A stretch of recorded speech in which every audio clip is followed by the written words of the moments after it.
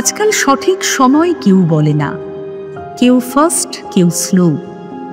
ইচ্ছাকৃত কেউ কেউ ঘড়ি বন্ধ রাখে, ভাবে সময় বুঝি আটকে রাখা গেল বেশ। কোন ফাঁকে সময় টুক করে ছায়া হয়ে যায়।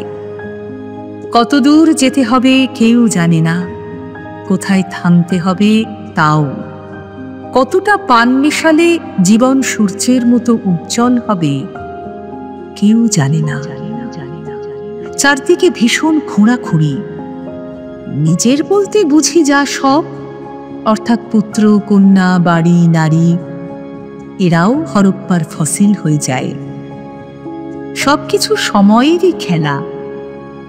সময়ের ঘড়ি বিকল হলেই যাবতীয় বর্তমান ক্রমাগত পেছোতে পেছোতে একদিন ঐতিহাসিক হয়ে যায়, আর স্মৃতিগুলি ধুলি মাখতে মাখতে প্রত্নপ্রস্তর। ঘড়ির কি সত্যি কোনো দরকার থাকে এরপরও?